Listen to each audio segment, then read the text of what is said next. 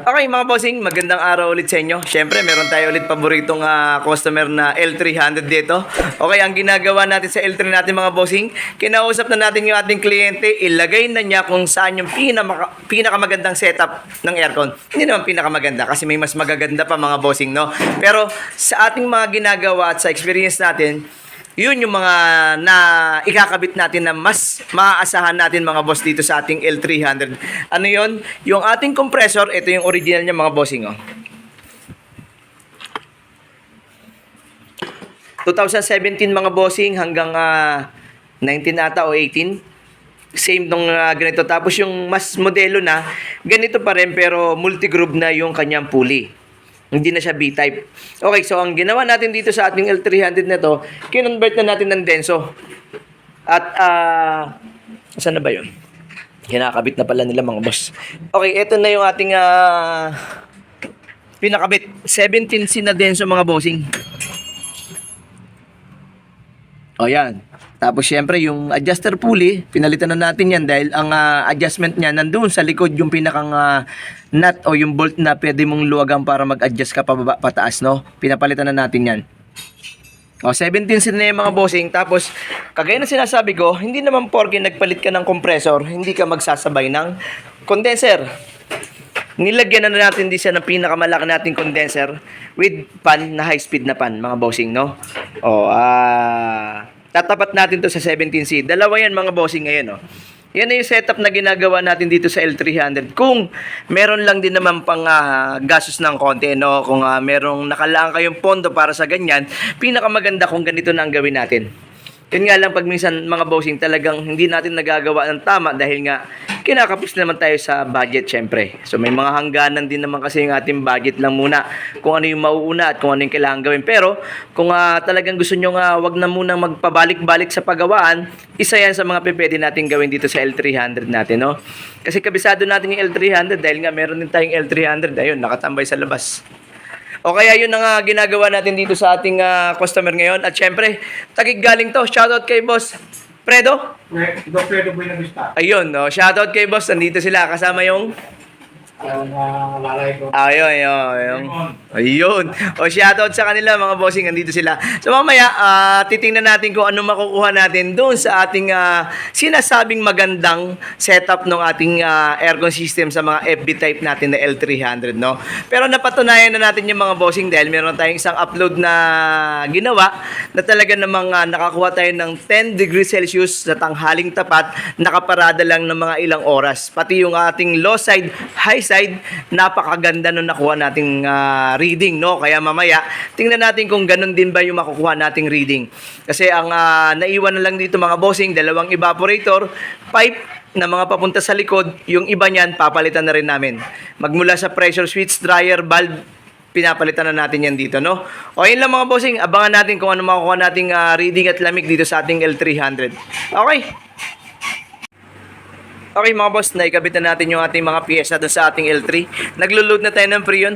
Okay, ito yung lahat ng pinagpalitan natin. Magmula sa hose, pan, condenser, dalawa, compressor, ayun na yan. Tapos ito na yung ating lakas ng pan na kinabit, mga bossing.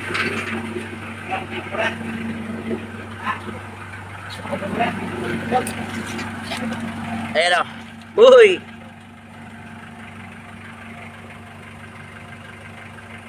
Okay, ito na yung pan natin mga bossing, oh. Lakas. Sigurado ako mas malakas yung kabila. Mas malaki yung motor nun eh. Mga boss, ito yung isa. Pinapatay natin yung ating aircon sa makina kasi yung hinahanap ng ating kliyente na tumatagas na tubig ng kanyang radiator, nakita natin dun.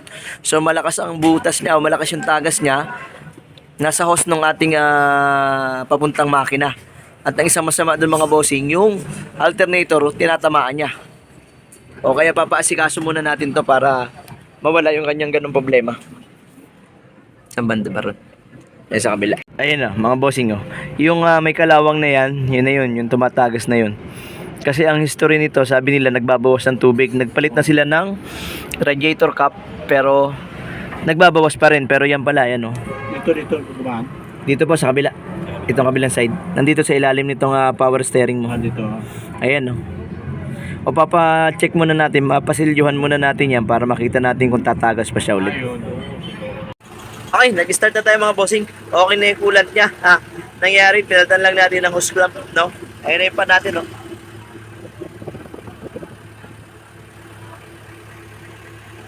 Tignan natin yung reading. Okay, mga bossing, ang reading natin, benching ko. Tapos 175, wala pang konti, no?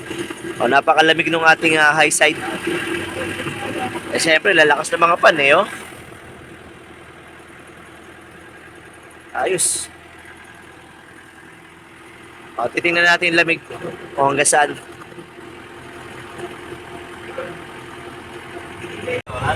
Mga boss, yung ating analog na thermometer sira na. Nag-iisa na lang ang naiwan. Gumagana pa ba yan? Oo. Sige nga, tingnan mo ako ilan niya. Ito lang part. O, gamitin muna natin tong ating mga scanner mga boss. Kasi sira na yung ating analog na ginagamit. Yung iba na iwan ko na sa ating mga customer. O, syempre, kaya ayaw kong gamitin to dahil nagni-negative to. O, negative 1. Last na ginawa natin na ganito mga bossing, nakakuha ko ng negative 8. Negative 8. O, eto ngayon, negative 2.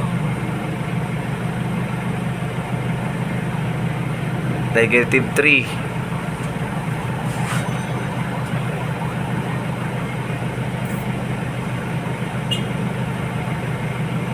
Or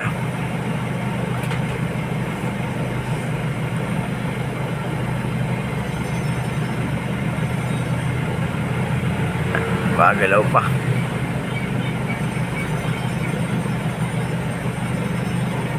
Okay mga boss, pero hindi ko talaga ginagamit to, no? Kasi gusto ko yung analog natin kasi mas na-challenge tayo pag yun ang ginagamit natin tapos nakakakuha tayo na mas mababang reading, no?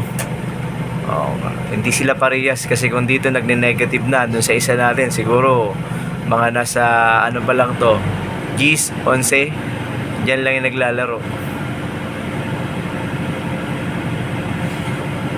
Oh, basta naglalaro siya ngayon mga nasa 4.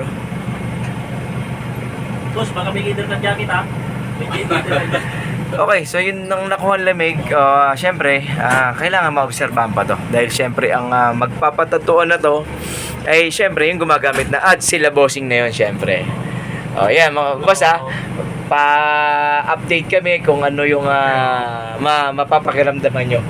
Para at least, alam namin kung ano rin yung mga pwede pa namin isunod kung sakaling meron pa kailangang i-upgrade dito or baguhin pa. Okay lang mga bossing. Tapos obserbahan pa namin, medyo natagal lang kaming matapos kaya wala na kaming araw na nakasalamuha ngayon. So, pero syempre, papaobserbahan natin yan pag mainit na. Pero ngayon pa lang, palagay ko naman laban na to. Kasi kung nagkaroon na ako ng negative 4 to 5 dun sa ating scanner, palagay ko kung sakali yun baka mga nasa 12 yung ating analog na yun, no? Hindi lang, wala lang talaga ako. Sira na yun sa atin, saka dispalinghado na. Hindi na bumabasa ng tama, hindi na bumababa masyado to. Ilang beses na kasing nabagok. Ilang beses na hulog to. So siguro mga 10 piraso mga bossing wala na naiwan ko sa ating mga kliyente. Yung iba kasi ang lalayo kaya hindi na binabalik sa akin, no? Pero yung mga malalapit, nasusuli pa naman. Pero to, wala. Isa na lang natira. So, bibili na naman tayo. Eto, mga local pa nga to mga bossing, ha.